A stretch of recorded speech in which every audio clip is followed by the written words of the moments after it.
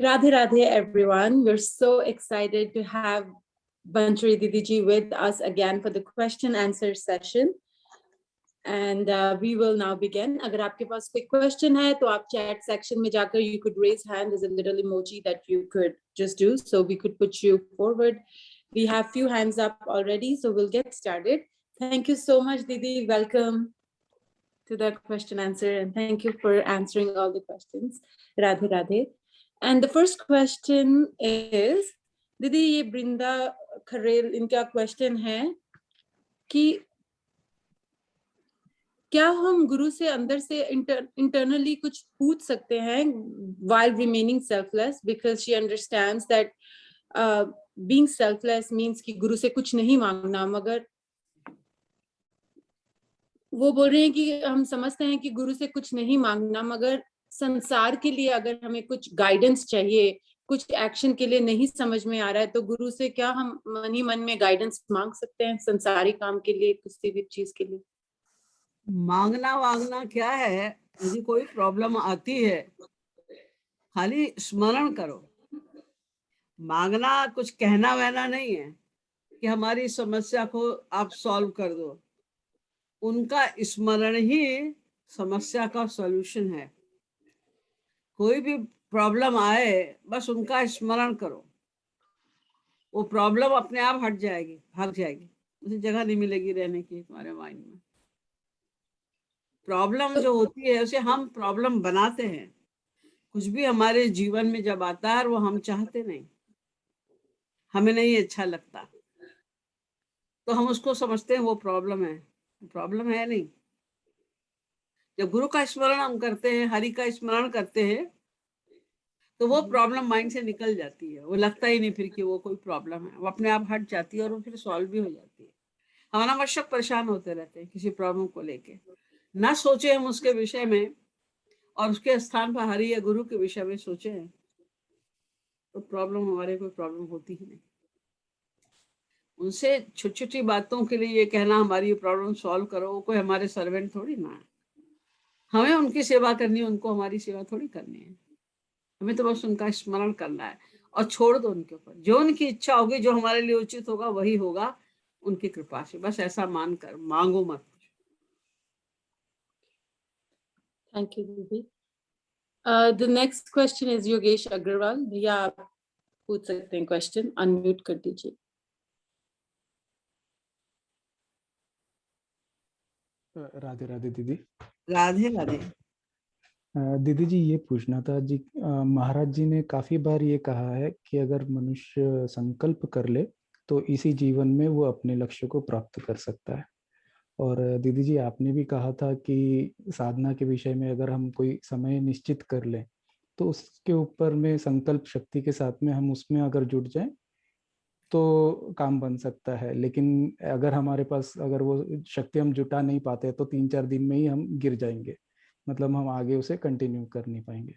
तो दीदी जी पहला प्रश्न ये है कि संकल्प शक्ति कैसे बढ़ा सकते हैं, और दूसरा उसमें उससे रिलेटेड ये है कि संकल्प शक्ति और ब्रह्मचर्य का कोई संबंध होता है क्या, अर्थात गृहस्थ में रहकर इसमें मतलब विघ्न हम एक्सपेक्ट कर सकते हैं, मतलब विघ्न आएंगे, ऐसी कोई बात होती है इसमें?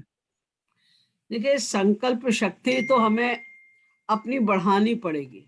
वो इस प्रकार से कि जैसे आपने सोचा कि हमें साधना करनी है, तो बार बार सोचिए कि साधना का लाभ कितना है।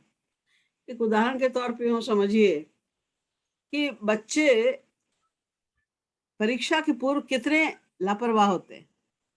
माँ बाप बार बार कहते पढ़ो पढ़ो पढ़ो, नहीं पढ़ते, चुपके चुपके बैठ जाएंगे वो टीवी देखने या कुछ भी करने के लिए। लेकिन जब परीक्षा आ गई अब सर के ऊपर, तो आपको कहना पड़ता है सो जाओ, बहुत देर हो गई, थोड़ा विश्राम कर लो। नहीं, तो वो जुटे रहते हैं पढ़ाई में। उन्हें इम्पोर्टेंस पता चल गई कि अब नहीं पढ़ा तो हम फेल हो जाएंगे। तो हमें पहले यही समझना है कि मानव देह हमको जो मिला है ये बार बार तो नहीं मिलेगा। अगर जो जिस लिए मानव देह हमको मिला है वो हमने किया ही नहीं, उसमें हम लापरवाही करते रहे, तो हमें भगवान द्वारा मानव देह क्यों देगा? क्या पर्पज है फिर मानव देह देने का? हमें नहीं मिलेगा हमको। बहुत थोड़ा समय है, और कितना थोड़ा ये भी नहीं पता। वो कल तक का समय है, परसों तक का है, 1 साल का है, 10 साल का है, नहीं पता हमें। तो बुद्धिमान व्यक्ति ये सोच के चलता है कि हमारे पास बस आज का ही समय है, और आज के में भी कितने क्षण का समय है नहीं पता। जितना हम कमाई कर रहे हैं, इसीलिए हमको मिला है ना ये मानव देह, तो जितनी हम कमाई कर सकें कर लें इसमें, इस मानव देह में।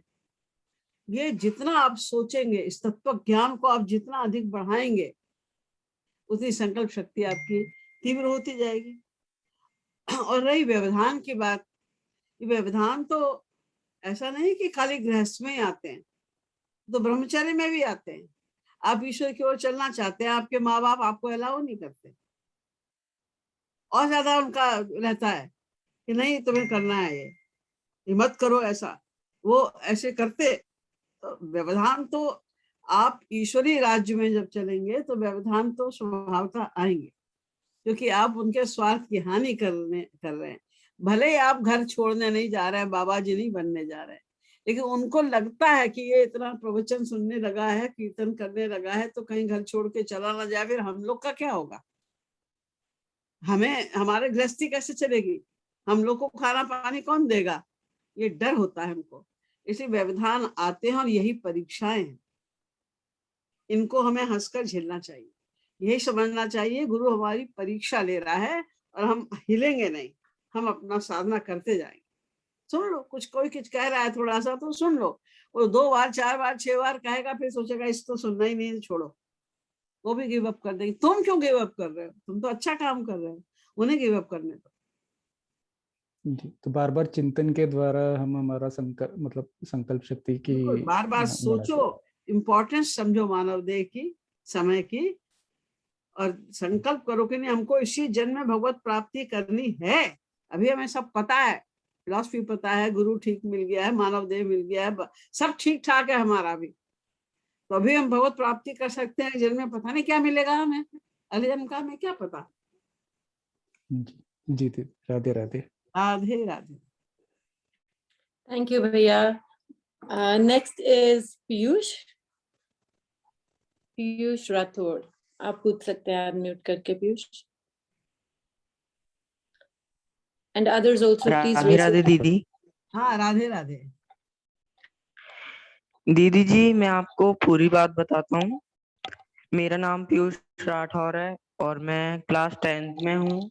और जो अभी इंडिया में 2 साल का लॉकडाउन लगा था, तभी से मैंने महाराज जी के प्रवचन और उनसे ही जुड़ गया मतलब। तो फिर धीरे धीरे क्या हुआ, मेरे घर में विरोध होने लगा कि भक्ति ना करो, भक्ति से क्या होगा, बुढ़ापे में कर। पर फिर भी मैंने डांट सुन कैसे भी करके साधना अपनी जारी रखी।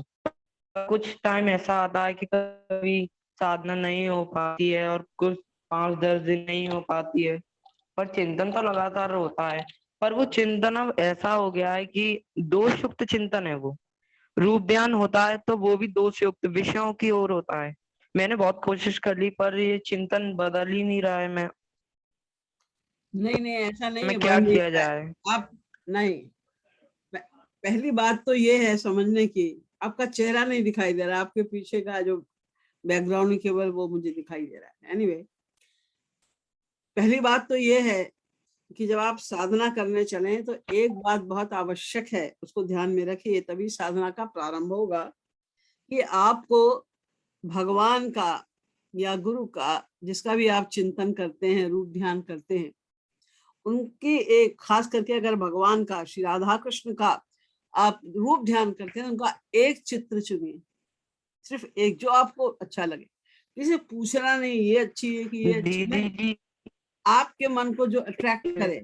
दीदी जी, आप पूरी बात जो सुनिए। मैंने अपने फादर से कहा था, यस यस। पहले फोटो चुनिए, और उस फोटो को ही अपने कमरे में भी रखिए, अपने वॉलेट में रखिए, अपने मेज पे रखिए, जितना आप सके, और उसको बार बार देखिए और सोचिए हमारे प्रभु का, हमारे श्याम सुंदर का ऐसा रूप है, ऐसा श्रृंगार है। और जब भी आप साधना करने बैठे तो उन्हीं को लाइव फॉर्म में देखिए, जो फोटो में है, जो रूप फोटो में है राधा कृष्ण का, उन्हीं को साक्षात दिव्य रूप में देखने की चेष्टा करिए। ऐसा करने से आपकी रूप ध्यान की प्रैक्टिस बढ़ेगी। अगर संसार का ध्यान आता है, इसके मतलब आपका चिंतन तो संसार का ही होता है, तो भगवान का रूप ध्यान कैसे बनेगा? ये तो आपको बढ़ाना पड़ेगा, अपने आप करना पड़ेगा, फोटो के आधार पे, और नियम पूर्वक करना पड़ेगा। चाहे आपको बाहर जाके करना पड़े, घर में करो, आप जहाँ बैठ के करो, आपको ही अपने आप करना है। ये इसका कोई और इलाज नहीं है।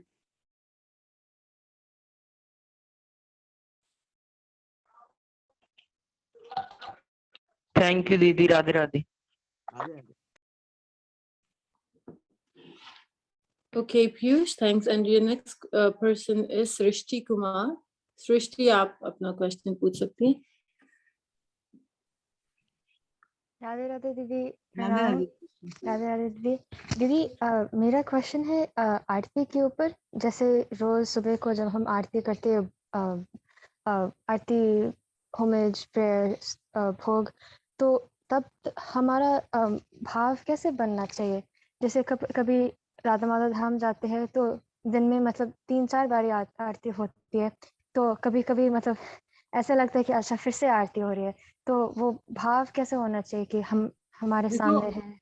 आरती तो एक बहाना है, हमें रूप ध्यान करना है, उपासना करनी है। मैंने आप लोगों को पहले एक लेक्चर में बताया भी था ना, श्री राधा रानी की आरती का अर्थ बताया था। उसमें हमने पूरा बताया था क्या रूप ध्यान करना है। ऐसी राधा कृष्ण की आरती के रूप ध्यान, उसमें अर्थ को समझो और उसके अनुसार रूप ध्यान करते जाओ। चाहे हाथ में तुम्हारे आरती हो चाहे ना हो, खड़े भी हो आरती में तुम पीछे, तो भी उस आरती के शब्दों के अनुसार रूप ध्यान बनाने की चेष्टा करो।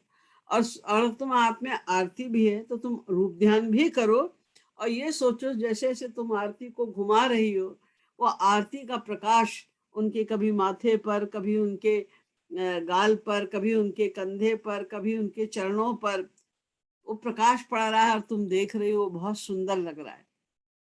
उसके कारण उनके जो आभूषण हैं, जिनमें तमाम स्टड है, वो बहुत तरह के ज्वेल्स लगे हुए हैं, वो भी एकदम से चमक रहे हैं। ये भाव बना के आरती करनी है, तो तुमको पता भी नहीं चलेगा कि आरती कब शुरू हुई और कब खत्म हो गई। इतना आनंद आएगा। और वैसे मतलब प्रेयर और होमेज के लिए भी हमको समझना चाहिए कि हम उनको we're doing prayer, we're doing offering our prayers to them. What I मतलब couldn't understand. मतलब जैसे prayers या होमेज, वो यमुना निकट होमेज पे Anything, whatever you do, either you are doing prayer or आरती और कीर्तन or whatever, एक ही बात प्रमुख है, रूप ध्यान। प्रेयर में भी आरती, प्रेयर के शब्दों को समझो। इतने मार्मिक शब्द लिखे, इतने आवश्यक शब्द लिखे हैं, इतने प्रैक्टिकल हैं वो, कि अगर हम उनको समझकर बोलें तो हमें बहुत बड़ा लाभ हो सकता है। इसलिए उसके भी अर्थ को अच्छी तरह समझकर तब प्रेयर बोलो मुंह से। नहीं तो खाली मुंह से बोलना है, कुछ भी बोलो, फिर तो चाहे तुम प्रेयर बोलो चाहे कुछ और अंडबंड बोलो, सब बात एक ही है। लेकिन अगर भगवान का ध्यान करके, उनका रूप ध्यान करके अगर कर रही हो तो उसका फायदा है, स्पिरिचुअल लाभ है उसका। अच्छा। और दीदी मेरा लास्ट क्वेश्चन है कि प्रेम रस मदिरा में मुझे दिखाई दिया कि श्री कृष्ण के ऊपर भी एक आरती है जो महाराज जी ने लिखा है, आरती आरती हारी की, वृंदावन बिहारी की। वो हम लोग क्यों नहीं गाते हैं? मतलब राधा रानी की आरती। जन्माष्टमी में पहले वही गाई जाती थी, अब जन्माष्टमी का बाल कृष्ण की आरती बन गई तो वो भी नहीं गाई जाती। लेकिन गा सकते हो, कोई रेस्ट्रिक्शन, तुम रोज गाओ तुम अपने घर में। अच्छा अच्छा, थैंक यू दीदी। Radhe Radhe. Thanks Srishti. And दीदी नेक्स्ट क्वेश्चन संदीप जी का है कि कर्म और ज्ञान का नाश होता है परंतु भक्ति का नाश नहीं होता, ऐसा कहा जाता है, लेकिन ऐसा देखने में आता है कि भक्ति का भी नाश होता है, नहीं तो साधन का पतन कैसे होता? अगर पतन हुआ मतलब भक्ति का नाश हो गया, फिर ये क्यों कहा जाता है कि भक्ति का नाश नहीं होता? भक्ति का नाश नहीं होता, आपका नाश होता है उसमें। जब हम ठीक से साधना नहीं करते या किसी महापुरुष की आलोचना करते हैं, उनमें दोष देखते हैं, तो भावोप्य भाव मायाति कृष्ण प्रेष्ठा पराधता, चाहे तुम भाव भक्ति पर भी क्यों नहीं पहुंच गए हो, तुम्हारा पतन होता है, भक्ति का पतन नहीं होता। ये मैं पहले भी बता चुकी हूँ कि जितना हम इस जन्म में कमा चुके हैं, जैसे मान लीजिए आप भाव भक्ति तक पहुंच चुके हैं, और भाव भक्ति पर पहुंचने के बाद आपने कोई ऐसा नाम अपराध कर दिया कि एकदम आपका पतन हो गया, तो आपकी भक्ति आपसे जो आपने किया था वो विलुप्त हो गई, आप एकदम नीचे स्तर पर आ गए। लेकिन जब इसका प्रायश्चित हो जाएगा, और इसका प्रायश्चित और कुछ, अगर महापुरुष के प्रति अपराध हुआ है तो उसका प्रायश्चित सिर्फ यही है कि महापुरुष से ही बार बार आप रोकर क्षमा मांगो। यदि कोई और अपराध हुआ है तो भी वो भक्ति के द्वारा, गुरु भक्ति के द्वारा वो भी समाप्त हो जाएगा।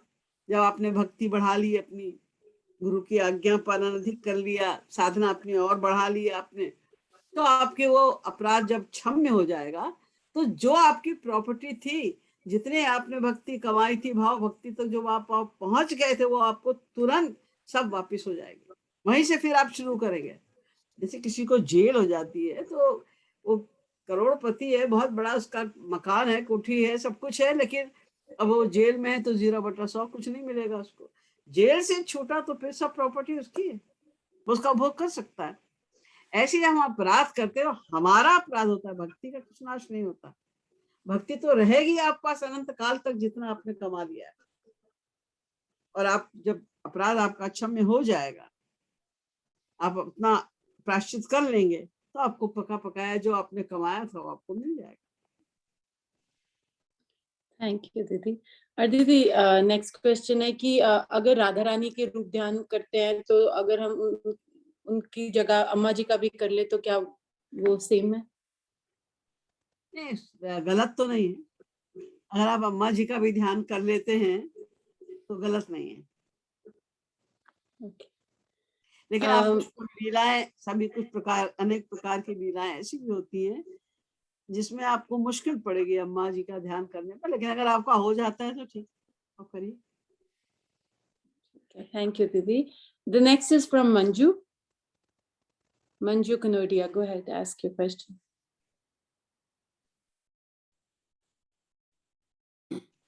राधे राधे दीदी जी। राधे राधे। मेरा क्वेश्चन बड़ा अजीब सा है, लेकिन मेरे को पूछना ही पड़ेगा। मनगढ़ में मैं कल परसों वीडियो देख रही थी, महाराज जी के टाइम पे गुड़ियों को मारते थे, तो मैं कई सालों से सोच रही हूँ कि ऐसा क्यों करते थे। ये तो एक ऐसा प्रांतीय, वहीं पर ना प्रांतीय त्योहार है भाई बहनों का, इसमें कोई स्पिरिचुअलिटी का कुछ वो नहीं है। अब हमारे लिए उसकी महत्ता थोड़ी सी इसलिए बढ़ जाती है क्योंकि महाराज जी भी ऐसे खेलते थे। वो तो ईद बकरीद सब मनाते थे महाराज जी, तो वो तो बस उनको कुछ न कुछ मनाना है, भक्तों को आनंद देना है, कुछ न कुछ लगाए रखना है उनको, इसलिए वो करते थे। बाकी इसका कोई श्री कृष्ण भक्ति से कोई संबंध नहीं। तो आपने कहा भाई बहनों का, वो समझ नहीं आया। तो मुझे भी समझ नहीं आता क्योंकि मुझे नहीं पता इसका कुछ भी। अच्छा ठीक है। कोई महत्व क्या है मुझे नहीं पता ही, लेकिन ये पता है कि वो कोई स्पिरिचुअल त्योहार नहीं है, उसका कोई भक्ति से संबंध नहीं है। हम लोग का संबंध थोड़ा सा इसलिए हो गया है कि कृष्ण महाराज जी स्वयं भी इसमें भाग लेते थे, करते थे, अच्छा लगता था। एक प्रश्न और है। अभी एक आध वीक पहले मेरे साथ ऐसा हुआ, मन को काफी दुख हो रहा था। हम कहीं खड़े हैं, बात कर रहे हैं, और कोई महाराज जी के लिए कोई बात बोल रहा है, और उससे हमारे मन में संशय आ रहा है कि महाराज जी ऐसा कैसे कर सकते थे। तो उससे दुख भी हो रहा है और मन में संशय भी हो रहा है। सो नहीं पाई, रो भी रही हूँ, डर लग रहा है कि नामापराध तो नहीं कर रही हूँ। तो ऐसे और महापुरुषों की बातें ना हमको समझ आ सकती, ना कुछ हो सकता अपनी बुद्धि से। तो ऐसी स्थिति में अपने मन को ठीक करने के लिए क्या करना चाहिए? आप उत्तर दे तो रही हैं खुद ही कि महापुरुष की बातों में बुद्धि लगानी नहीं चाहिए, कोई लगी नहीं सकती। तो आप ये केवल सोचना है क्योंकि वो महापुरुष हैं, और महापुरुष तो सर्वज्ञ होता है, वो बेवकूफ तो है नहीं, वो कामी क्रोधी लोभी तो हो नहीं सकता। ये तो अज्ञानता के कार्य है ना। कोई व्यक्ति कामी, क्रोधी, लोभी हो, ये तो अज्ञानी व्यक्ति हो सकता है ना। जो ज्ञान युक्त है, जो सारी दुनिया को ज्ञान दे सकता है, ऐसा ज्ञान जो कहीं और उपलब्ध नहीं है, तो वो स्वयं मिस्टेक तो कर ही नहीं सकता। अज्ञानी व्यक्ति मिस्टेक करेगा, ज्ञानी मिस्टेक नहीं कर सकता। तो हमारे समझ में बहुत सी बातें नहीं आती हैं। मैंने बचपन में एक कविता सुनी थी टैगोर की, जिसमें बच्चा कहता है कि वो एक बच्चा किताब कॉपी में से फाड़ फाड़ के और कुछ बना रहा है, नाव वाव, और पानी में बहा रहा है। तो उसकी माँ ने कहा, पेपर क्यों वेस्ट कर रहे हो तुम ये? तो उसने कहा कि डैडी के देखो पूरी बास्केट भरी हुई पेपर से, उन्हें तुम कुछ नहीं कहती। हमने 2-4 पेपर ले लिए तो कह रही। तो बच्चे नहीं समझ पाते हमें क्यों, किस बात के लिए रोका जा रहा है, हमारे और उनके करने में क्या अंतर है, ये बच्चे नहीं समझ सकते। बहुत सारी ऐसी बातें जो बच्चों को समझ में नहीं आती और बच्चे उसकी नकल नहीं कर सकते। तेषाम यत् वचो युक्त बुद्धिमान तत् समाचरित। उनके आचरण को हमें फॉलो नहीं करना, उसमें अपनी बुद्धि भी नहीं लगानी है। बहुजन्म करे श्रवण कीर्तन, चाहे तुम कितना कीर्तन श्रवण कर लो, लेकिन तार विद्या क्रिया मुद्रा विज्ञे न बुझे। जो बड़े बड़े ज्ञानी हैं वो भी नहीं समझ सकते महापुरुषों की बात, तो हम साधारण बुद्धि वाले भला क्या समझेंगे। एक ही बात माइंड में रखिए, श्री महाराज जी जो भी कर रहे हैं, क्योंकि वो महापुरुष हैं, अगर आप ये मानते हैं ये बात कि वो महापुरुष हैं, तो वो जो भी कर रहे हैं वो जीव कल्याण के लिए ही कर रहे हैं। अब उनके कुछ एक्शंस ऐसे होते हैं, कुछ बातें ऐसी होती हैं जो योगा रुरुक्ष के लिए होती है, यानी जो साधक हैं, चल रहे हैं, और साधकों में भी कई स्तर होते हैं, तो विभिन्न स्तरों के साधकों के लिए कुछ काम करने पड़ते हैं। और कुछ योगा रूढ़ हैं जो जिनको भगवत प्राप्ति हो चुकी है या भगवत प्राप्ति के निकट हैं, ऐसे लोगों के लिए कुछ आचरण होते हैं। तो हमारे लिए क्या हमें आज्ञा मिल रही है, हमारे लिए क्या आदेश है महाराज जी का, हमें बस उतना पालन करना है। ज्यादा बुद्धि लगाने से कुसंग होगा, और जो आप ऐसे सोचा आपने, वो कुसंग तो है ही, अपराध तो है ही, नामापराध है। गुरु के अगेंस्ट कुछ भी विचार लाना, ये तो नामापराध है, इसका तो बहुत बड़ा नुकसान झेलना ही पड़ेगा। अब इसका प्रायश्चित केवल यही है कि रोकर उनसे क्षमा मांगो, बस। तो जिसका मुझे डर था कि मैं नामापराध कर रही हूँ, तो हो गया वो थोड़ी देर के लिए। हाँ। क्योंकि महाराज जी के, हाँ, आपने पिछले शनिवार को बोला कि दंड स्वरूप महाराज जी ने दर्शन नहीं दिए, और हम भी उन्हीं में से एक है। महाराज जी से प्यार महाराज जी के जाने के बाद हुआ था। तो फिर मुझे इतना रोना आ रहा है, अभी भी रोना आ रहा है कि फिर वही गलतियां कैसे मैं बार बार कर रही हूँ। राधे राधे दीदी जी।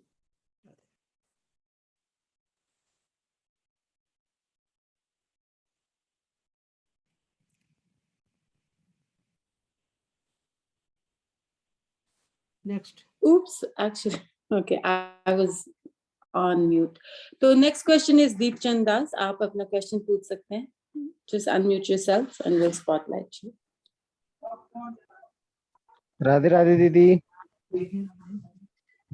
दीदी मेरा क्वेश्चन ये था कि जैसे हम यहाँ पर मृत्यु लोक में रहते हैं, तो मृत्यु लोक में तो मन को लगाने के लिए जैसे सब कुछ है, यहाँ पर परिवार है और सब भाई बहन बीवी बाल बच्चे वगैरह सब कुछ है। क्या गोलोक में भी क्या इसका डुप्लीकेट है क्या? क्या मतलब? क्या वहां पर जैसे ये आपके बाल बच्चे होंगे? नहीं, जैसे मर्त्युलोक का जीवन है, क्या क्या ऐसा ही जीवन है क्या गोलोक का भी? मतलब दिव्य, कुछ दिव्य इसका? मृत्यु लोक है, ये तो अज्ञानियों का लोक है, मायाबद्ध जीवों का लोक है। लेकिन गोलोक में तो सभी मायातीत हैं, रस में डूबे हुए हैं, उनको ब्रजरस की प्राप्ति हो रही है। उनको कहाँ फुर्सत है ये संसार की बातें सोचने का और करने का। वो तो श्याम सुंदर ही उनके परिवार है, श्याम सुंदर ही उनके प्रीतम है, सब कुछ उनके वही है। वो तो वहीं तक केवल सीमित है। श्याम सुंदर श्री राधा रानी के अलावा वहां पर किसी का कोई कुछ नहीं होता। न कोई और काम। अगर सेवा है, कुछ भी काम है, तो श्री राधा रानी की सेवा है, श्री कृष्ण की सेवा है, उसी में दिन रात बीत जाता है। उनके एक एक रूप में इतना आनंद है कि उनको देखते जाओ तो अनंत काल बीत जाए, खत्म ही ना हो। तो वहां पर कुछ नहीं करने को होता, बस हर समय श्री राधा कृष्ण के नाम रूप लीला गुण धाम आदि का आनंद लेना है। That's it. Radhe Radhe. Okay, so the next one is Swar Samaya. You could go ahead and ask. और पीयूष आपका हैंड शायद नीचे चले गया, आप दोबारा से कर सकते हैं। राधे राधे। राधे राधे। तो मैंने एक महाराज जी के लेक्चर में सुना था कि मन, बुद्धि, अहंकार, चित्त होता है। तो ये चित्त का मतलब क्या होता है? देखिए, एक शब्द सुना होगा आपने महाराज जी से बहुत बार, अंतःकरण, है ना? अंतःकरण माने होता है मन। अंत माने अंदर का, इंटरनल, और करण माने होता है मशीनरी। तो एक मशीनरी है जिसके 4 नाम हैं। 4 मशीनरी नहीं है, एक मशीनरी है जिसके 4 नाम हैं, मन, बुद्धि, चित्त और अहंकार। जब यही मशीनरी सोचने का काम करती है तो इसको मन कहते हैं। जब ये निर्णय लेने का, डिसीजन लेने का काम करती है तो इसको बुद्धि कहते हैं। जब ये इच्छाएं बनाती है, कामनाएं बनाती है, तो इसी को चित्त कहते हैं। और जब ये अहंकार करती है, मैं भगवान को भूल के, मैं, ये जो अहंकार जब हमारे अंदर आता है तो उसी को अहंकार कहते हैं। तो ये 4 फंक्शंस हैं इस अंतःकरण के।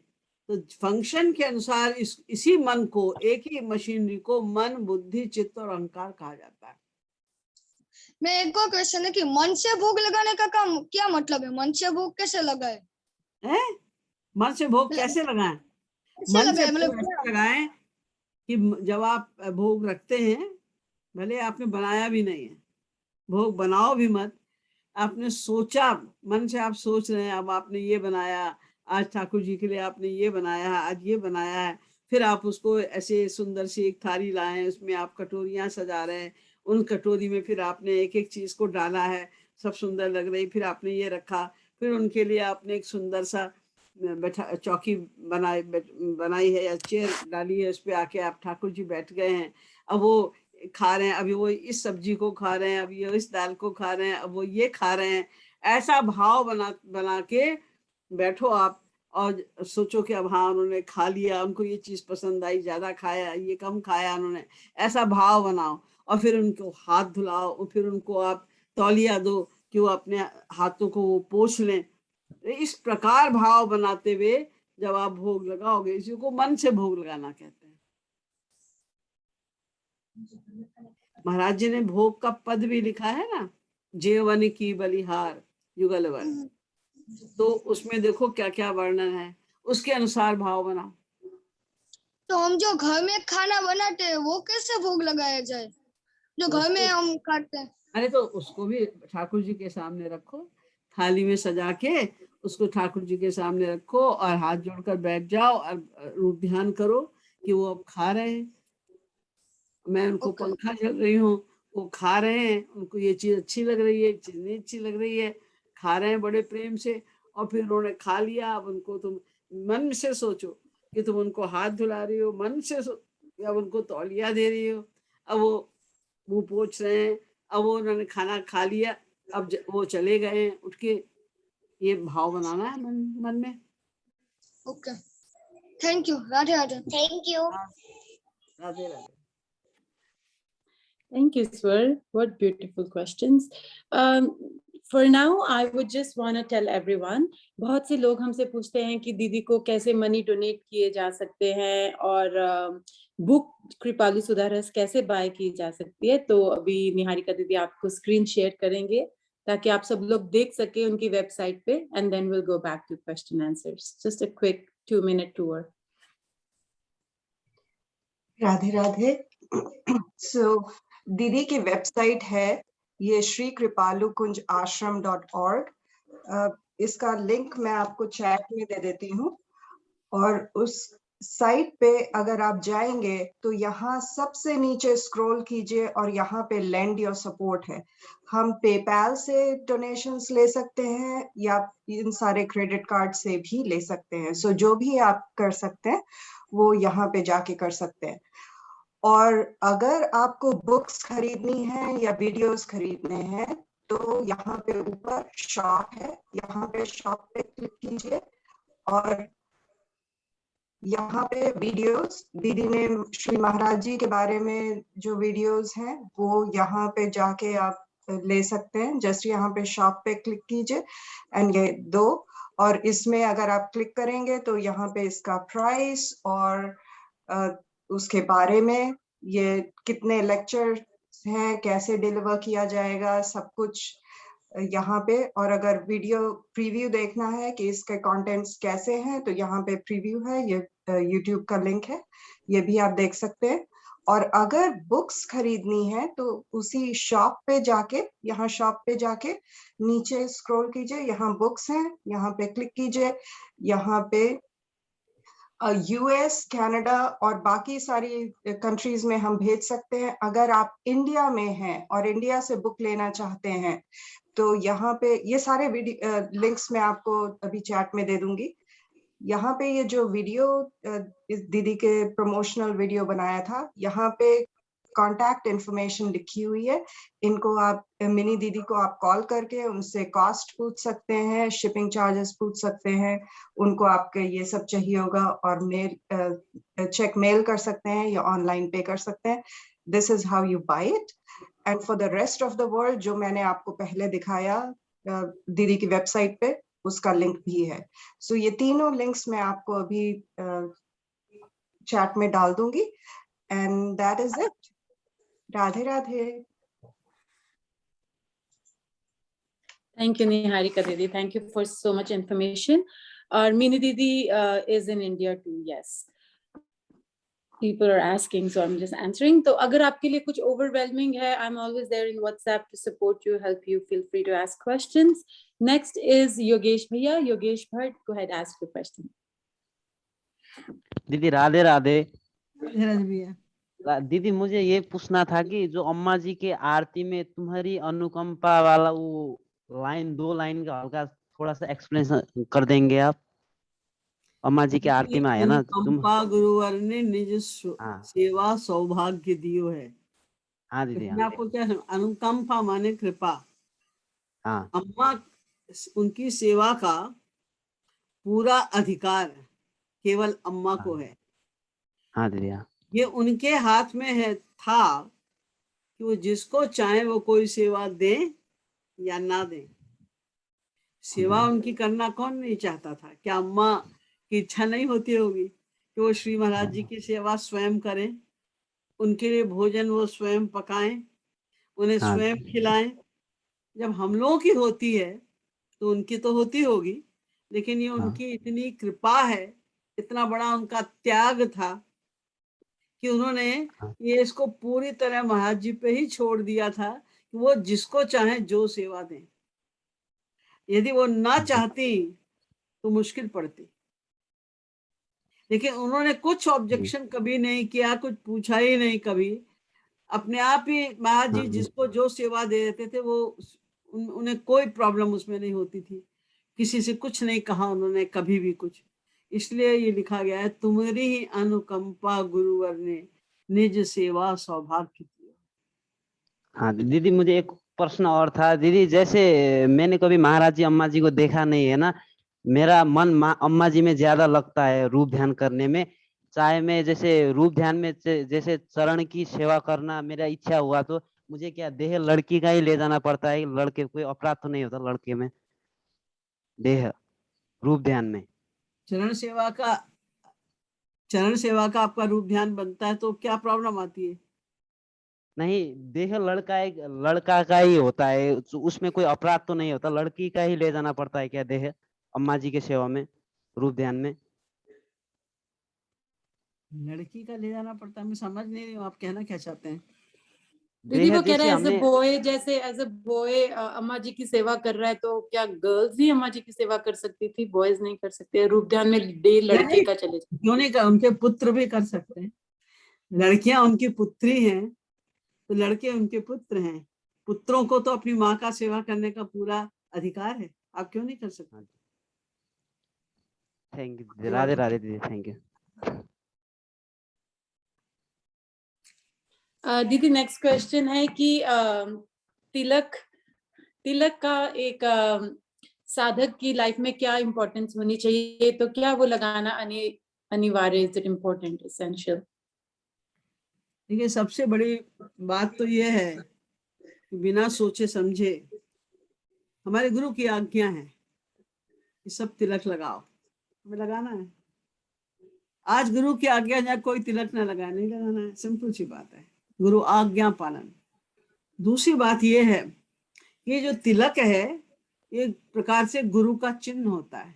आप लोगों ने देखा होगा कि जितने भी महापुरुष हुए हैं, चाहे शंकराचार्य जी हो, निम्बारकाचार्य जी हो, रामानुजाचार्य जी हो, ये सभी महापुरुषों के अपने एक अलग प्रकार के तिलक होते हैं और उनके सारे शिष्य वैसा ही तिलक लगाते हैं, जो इस बात का एक प्रकार का प्रतीक है, सिंबल है कि हमारे गुरु ये हैं। किसी को पूछना नहीं पड़ेगा कि आपके गुरु कौन है। और दूसरी बात ये कि क्योंकि हमारे गुरु का ये चिन्ह है और हमने उसे धारण किया हुआ है, तो हमारे मन में ये भावना होगी कि हम तो उनके शिष्य हैं, तो हमें उनके शिष्य की भांति ही आचरण करना चाहिए। जब तक, जैसे आप बच्चा स्कूल जाता है, उसको यूनिफॉर्म पहनना क्यों जरूरी हो जाता है? ताकि उसके मन में ये फीलिंग रहे कि हम स्टूडेंट, हम स्कूल जा रहे हैं। अभी घर की चंचलता, मनमानापन वहां नहीं चलेगा, उसे उस यूनिफॉर्म में होना चाहिए। ऐसे और भी जो तमाम प्रकार के व्यवसाय हैं उनमें भी लोग इसीलिए यूनिफॉर्म पहनाई जाती है लोगों को। इसी प्रकार से ये भी गुरु चिन्ह है और गुरु हमें याद रहे हमेशा कि हमारे गुरु का चिन्ह है जो हमने धारण किया है, तो गुरु की याद बनी रहे और ये याद बनी रहे कि हम उनके शिष्य हैं। इसलिए हमारा कर्तव्य क्या है, हमें करना क्या है? उनके अनुरूप होना चाहिए हमारा आचरण। ये बात बनी रहे हमारे माइंड में, इसीलिए ये सब चिन्ह आदि होते हैं, ये तिलक होता है। Okay, thank you दीदी। And दीदी the next question is, I'll read that. तो उन्होंने बोला कि भगवत गीता में चैप्टर 15 एंड वर्स 15 में श्री कृष्ण ने कहा है कि मैं सबके हृदय में बैठा हूँ, and also from me comes memory, knowledge and forgetfulness. So what message does Shri Krishna wants to convey by saying कि one that he is seated in our hearts, दूसरा ये है कि उन्हीं से memory, knowledge, forgetfulness आती है। तो श्री कृष्णा ने दीदी 15th चैप्टर 15th वर्स में बोला है कि वो सबके हृदय में बैठे हैं और वही नॉलेज, फॉरगेटफुलनेस, सब मेमोरी उन्हीं से आती है। तो ऑन व्हाट बेसिस वो ऐसे बोल रहे हैं? on what basis does Shri Krishna require to give us the correct knowledge for spiritual upliftment? Is this knowledge to do bhakti provided only on the basis of past lives and scars? देखिए, भगवान सबके अंतःकरण में बैठे परमात्मा रूप से, और वही हमारे हर कर्मों को नोट करते हैं, लेकिन हम इस बात को मानते नहीं। नहीं तो भगवान तो हमें कहीं जाना नहीं है। लोग कहते हैं ना, यार कहाँ, बाहर थोड़ी ढूंढना है, भगवान तो हमारे अंतःकरण में बैठे हैं। मानो भी तो सही, क्यों बैठे हैं? अगर वो अंतःकरण में हमारे बैठे हैं तो हम गलत काम कैसे कर सकते हैं? हम ये कैसे सोचते हैं अब हम अकेले, अब हम ये चोरी कर लें, हम अकेले हैं, कोई नहीं जानता हम झूठ बोल रहे हैं, किसी को क्या पता? अरे जो अंतःकरण में बैठा है, जहाँ से तुम्हारे विचार उठ रहे हैं, वो तो जान रहा है सब कुछ। हम मानते नहीं, इसलिए उनके अंतःकरण में रहने पर भी हमें कोई लाभ नहीं हो पा रहा है। दूसरी बात, जो भगवान कहते हैं कि सबको सब कुछ, बुद्धि जो है, किसी का ज्ञान है, बुद्धि है, प्रकाश है, जो कुछ है वो सब मैं हूँ, यानी वो सब में कण कण में व्याप्त है। इसका तात्पर्य ये है कि वो हमारे विश्व के हर कण कण में व्याप्त है, केवल हमारे देश में ही नहीं है। देशे जुनो तिष्ठति, कहा है ना, तो केवल हृदय में ही नहीं है, विश्व के कण कण में वही व्याप्त हैं। और जो भी कहीं से कुछ ज्ञान, कुछ भी भक्ति या कुछ भी प्राप्त हो रही है, वो सब में वही व्याप्त है। अब हमें भक्ति जो बढ़ानी है वो इस प्रकार बढ़ानी है, ये सोच के कि वो सर्वत्र वो हैं, हमारे अंदर भी वो भगवान बैठे हैं। हमारे सामने जो खड़ा है व्यक्ति, वो चाहे हमारे परिवार के लोग हैं या हमारे मित्र लोग हैं या कोई बाहर के लोग हैं, जो भी हमारे सामने हैं और जो हमारे सामने है, यानी व्यक्ति या वस्तु, कुछ भी, जो कुछ भी इस संसार में हमें दिख रहा है, उसमें हमारे श्याम सुंदर बैठे हैं। ये अभ्यास बढ़ाना, इसी का नाम भक्ति है। यही कहा है भगवान ने इस श्लोक में, कि क्योंकि मैं सर्वत्र व्याप्त हूं, इसलिए मुझे देखो, हर जगह मुझे देखो, तो तुम्हें दोष दिखाई ही नहीं देंगे। हमारी बुद्धि गंदी होती जा रही है, भगवान में मन जो हमारा नहीं लगता, क्यों? यावत पापैस्तु मलिनम हृदयम तावदेव हि न शास्त्रे सत्यता बुद्धि सद्बुद्धि सद्गुरु तथा।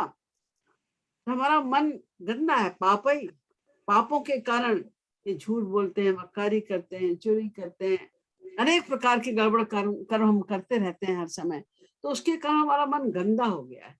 इसीलिए न हमारे शास्त्रों में कोई विश्वास होता है, ना भगवान महापुरुषों के वचनों में कोई विश्वास हो पाता है। तो उसका इलाज क्या है? कि अब हमें मन को शुद्ध करना है। गंदा क्यों हुआ है? क्योंकि हमने संसार में मन को हमेशा घुमाया है, वहां सुख की आशा में भागते रहे, और उसके लिए ही हम सब प्रकार के छल छद्म करते रहे कि हमको यहाँ से सुख मिल जाए, वहां से सुख मिल जाए। अब हमें समझना ये है कि संसार में सुख है ही नहीं, तो मिलेगा कैसे? इसलिए वहां से हम कोई आशा ना करें। दूसरी बात, ये अभ्यास करें। अब हमको करना कैसे? वापिस कैसे आए? हम इतने पाप हम कर चुके हैं, अनंत जन्मों में अनंत पाप कर चुके हैं हम। अब उसका तरीका क्या है? कैसे हम उन पापों से छुट्टी पाए, कैसे हम अपनी भक्ति को बढ़ाएं? तो एक अभ्यास, श्री महाराज जी ने सबसे इजी बात बताई कि एक अभ्यास करो कि हर समय ये सोचो कि भगवान हमारे साथ में है, हमारे अंतःकरण में भी बैठे हैं, हमारे बाहर भी, सब तरफ हैं और हमारी रक्षा कर रहे हैं। हम जिससे बात कर रहे हैं उसके अंदर भी भगवान बैठे हैं, जिसको हम कुछ दे रहे हैं उसमें भी भगवान बैठे हैं, जो हमें देख रहा है उसमें भी भगवान बैठे हैं, जो हमसे कुछ कह रहा है उसमें भी भगवान बैठे हैं, सर्वत्र। अगर भगवान बैठे हैं दूसरे के अंदर भी, तो वो भी जो कुछ कह रहा है वो गलत तो नहीं हो सकता। कोई कहेगा क्या हमको? क्या बुराई करेगा हमारी? हमारे अंदर सब ऑलरेडी बुराइयां हैं और उसमें भी है, अगर मनुष्य है तो। और जो वो भगवान को आप देख रहे हैं तो आपको लेकर नहीं, हमें कुछ कह नहीं सकते, वो तो भगवान उसके अंदर बैठे, वही करवा रहे हैं सब, ये हमारी परीक्षा ले रहे हैं। तो हमें तो बस एक अभ्यास करते रहना चाहिए, हर समय उनकी प्रेजेंस को महसूस करो। और ये सब में देखो भगवान को, जो भगवान ने ये गीता में लिखा है कि जो मुझे सर्वत्र देखता है बस वही सुखी रहता है, क्योंकि उसमें राग द्वेष नहीं आएगा, बुराइयां नहीं आएंगी उसके अंदर। ये अभ्यास करने से हो जाएगा। तो अपनी भक्ति को बढ़ाने के लिए हमें बार बार यही सोचना है कि भगवान सर्वव्यापी है, सर्वत्र है, हमारे अंदर भी है, हमारे बाहर भी है, वो हमारे साथ है, वो हमारे हितैषी है, वही हमारे संबंधी है, और कोई हमारा है ही नहीं। सदा से जो हमारा था और सदा जो हमारा रहेगा वो केवल भगवान है। बाकी सब नाते रिश्ते बदलते रहते हैं, उनका क्या है? वो हमारे थोड़ी, वो तो हमारे शरीर के, शरीर ही नश्वर है, तो नाते कहाँ से परमानेंट होंगे? लेकिन भगवान से, क्योंकि भगवान से हमारा आत्मा का संबंध है, हम आत्मा है, वो परमात्मा है, आत्मा की आत्मा है। तो आत्मा भी दिव्य है, अजर अमर शाश्वत है, और भगवान भी अजर अमर शाश्वत है। क्योंकि वो अजर अमर शाश्वत है, इसीलिए तो आत्मा भी अजर अमर शाश्वत, क्योंकि हम उसी का तो अंश है। उनसे ही हमारा रिश्ता है, वही हमारे हितैषी है। हमें जो कुछ प्राप्त हो रहा है सब उनकी कृपा से प्राप्त हो रहा है, उनकी भक्ति से ही हमको परमानंद मिलेगा। ये बार बार ध्यान में रख के प्रैक्टिस करने से भक्ति बढ़ेगी। थैंक यू दीदी। एंड दीदी नेक्स्ट क्वेश्चन इन्होंने लिखा है कि महाराज जी बोलते हैं कि श्वास श्वास से राधे नाम जपो, और जब वो डेली रूटीन में जब बैठ के करती हैं तो भगवान उनके अपने नाम पे बैठे हैं, वो प्रैक्टिस कर पाती हैं और श्वास से कर पाती, but when she gets do her daily chores तो वो नहीं कर पाती। तो ऐसा क्या कोई वे है कि बाकी काम करते हुए भी हमेशा राधे नाम श्वास श्वास से ले सकें? अभ्यास, केवल अभ्यास, प्रैक्टिस। सोचो बार बार कि ये करना है हमको और करने की प्रैक्टिस करो। तो पहले दिन आप शुरुआत करोगे तो नहीं होगा, एक आध बार ही होगा, फिर 2 बार होगा, फिर 4 बार होना लग जाएगा, 10 बार होने लग जाएगा, फिर धीरे धीरे बढ़ जाएगी प्रैक्टिस। प्रैक्टिस से जो कुछ भी आज तक हुआ है प्रैक्टिस से हुआ है, ये भी प्रैक्टिस से ही होगा। राधे राधे आप अकेले में बैठ के जपो, ठीक है, और फिर उसी प्रैक्टिस को सारे दिन यूटिलाइज करो। अब हर समय उनके विषय में जब काम कर रहे हो तो सोचो, और आपने नहीं सोचा फिर आपके माँ याद आया कि अरे हमने तो 2 घंटे से राधे नाम एक बार भी नहीं लिया, फिर अपने आप को धिक्कारो, अब लेंगे अब हम 1-1 मिनट लेंगे, फिर थोड़ी देर लोगे आप, नहीं फिर भूल जाओगे, फिर सोचो कि नहीं हमको लेना है हर समय ना। ये दृढ़ संकल्प से होगा। अब इसकी इम्पोर्टेंस समझो और दृढ़ संकल्प करो तो धीरे धीरे प्रैक्टिस बढ़ जाएगा। एक दिन में तो कुछ नहीं हो जाता, लेकिन धीरे धीरे धीरे इतने जन्मों में हमने इतने पाप कमाए हैं तो एकदम से मन को शुद्ध करने में एकदम ऐसे थोड़ी ना हो जाएगा। जितनी इतनी हम इम्पोर्टेंस समझते जाएंगे, इतनी प्रैक्टिस करते जाएंगे, उतना मन शुद्ध होता जाएगा और फिर भगवान का नाम मुंह से निकलेगा स्वभावतः। मैजिक पिल नहीं मिलेगी दीदी कहीं? है मैजिक पिल नहीं मिलेगी? मैजिक तो ये है कि अगर आज अभी इसी समय 100% विश्वास हो जाए तो भगवत प्राप्ति हो जाएगी। ये तो बहुत बड़ा मैजिक है। Next question is from Anubhuti. Anubhuti, go ahead, ask your question.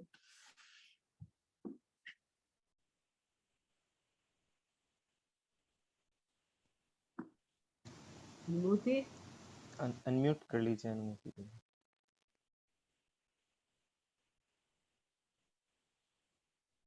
कुछ और किसी और को तब तक बुलाओ।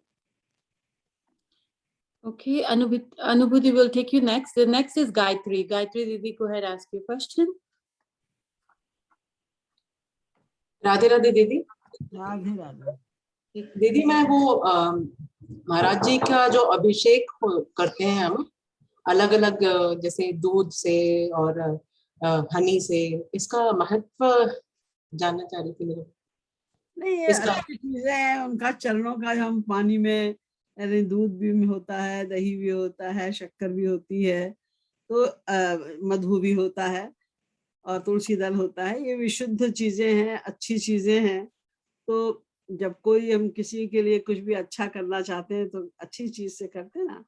तो आप फूल भी किसी को दे रहे हैं तो आप सोचते हो सबसे सुंदर फूल कौन सा है, सुगंधित फूल कौन सा है। तो ऐसे चाहे आप भगवान का उनका अभिषेक चाहे पानी से करिए और चाहे आप दूध दही आदि से करिए, बात तो सब एक ही है, कुछ नहीं। मेन बात जो है वो आपकी भावना की है, आप कितनी भावना से कर रहे हैं, प्रमुख बात वो है। इससे मतलब नहीं कि आप किस चीज से अभिषेक कर रहे हैं। दूध दही वाले चरणामृत से कर रहे हैं, पंचामृत जिसको कहते हैं, आप पंचामृत से कर रहे हैं या आप पानी से कर रहे हैं या आप अपने आंसुओं से कर रहे हैं, ये सब एक बात है। लेकिन जब आंसुओं से, आप प्रेम के आंसुओं से उनका अभिषेक करेंगे तो वो तो सबसे बड़ा अभिषेक हुआ। बाकी तो जो मटेरियल चीजें हैं उसका महत्व नहीं है, भावना का महत्व है। कितनी भावना से ये हम किसके चरण धो रहे हैं, क्या हमें इससे मिली, तो बिल्कुल हमें, ये तो दिव्य है। इसका पान करने से हमारे अंतःकरण की शुद्धि हो जाएगी। ये जितना विश्वास होगा हमको, और जब आप चरणामृत पी रहे हैं तो उनके चरणों का ध्यान करते हुए आप चरणामृत पी रहे हैं उस विश्वास के साथ, ये चरणामृत है, इससे मेरा अंतःकरण शुद्ध हो जाएगा। जितना पक्का विश्वास होगा उतना फर्क पड़ेगा, हमारा अंतःकरण शुद्ध होगा। उससे अंतःकरण शुद्धि के लिए। थैंक यू दीदी। Radhe Radhe. Okay. The next question is from Janvi. Janvi, go ahead, ask. Unmute yourself, please. Radhe Radhe. Radhe Radhe. मेरा क्वेश्चन ये था कि जो रूप ध्यान किया जाता है उसमें भावदेह बनाना जरूरी होता है क्या? उसमें क्या बनाना जरूरी होता है? भावदेह। हाफ दे, भाव दे भाव दे दीदी। भाव दे, नहीं भाव दे आप थोड़ी बनाएंगे। तो आप जितना चिंतन भगवान का जिस भावना से करेंगे, भाव दे तो आपका अपने आप बनता जाएगा। आपको भाव दे रूप ध्यान आवश्यक है। कहा जाता है कि अपने आप को एक गोपी बना के प्रस्तुत करना है, तो ये करना जरूरी है कि आइए सोचो कि हम गोपी हैं और 16 वर्ष के, और इस प्रकार हम जा रहे हैं अपने श्याम सुंदर से मिलने के लिए, तो और भी अच्छा है।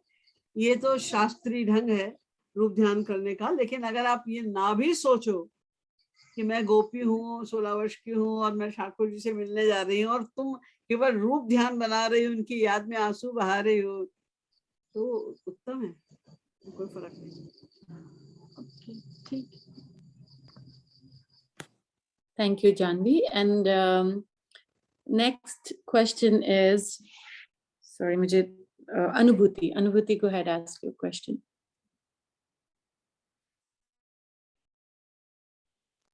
राधे राधे दीदी। हाँ, राधे राधे दीदी, हमारा ये प्रश्न है कि हम लोग भजन करते हैं, फिर संकीर्तन भी करते हैं, तो हमारे में ऐसा क्यों हो जाता है कि हम लोग ऐसी कोई प्रॉब्लम आ जाती है कि हमारा मन वहां से हट के पाप में लग जाता है जाके, ऐसा क्यों होता है? जन्मों के अभ्यास के कारण हो रहा है। ये सबका होता है कि आप जब ध्यान कर रहे हैं, ध्यान करते करते संसार में कहीं चला जाता है, तो फिर लाओ। इसी का नाम तो साधना है। साधना माने प्रैक्टिस होता है ना। तो आपने भगवान में मन को लगाया, इसमें तो आपने मेहनत की, और अपने आप मन संसार में चला गया, क्योंकि अभ्यास है उसका, तो जाएगा। तो आप फिर उसको खींच के लाओ भगवान की ओर, फिर चला जाएगा। फिर लाओ। तो जितनी ज्यादा आप ये प्रैक्टिस करोगे, बार बार मन को वापस लाने का भगवान की ओर, उतने जल्दी ऐसा होने लग जाएगा कि फिर मन कम जाने लग जाएगा, संसार में पाप के तरफ कम जाने लग जाएगा, फिर और कम होगा, फिर और कम होगा, और करते करते फिर मन लगने लग जाएगा। मन नहीं लगता, मन को लगाना है, इसी का नाम तो साधना है। और मन लग जाना तो सिद्धि है। वो सिद्धि प्राप्त करते करते थोड़ा टाइम लगेगा ना, लेकिन सावधान रहना। जैसे मन जाए संसार में, फिर लाओ भगवान में, फिर चला जाएगा, फिर लाओ। इसी यही करना, इसी का नाम प्रैक्टिस है।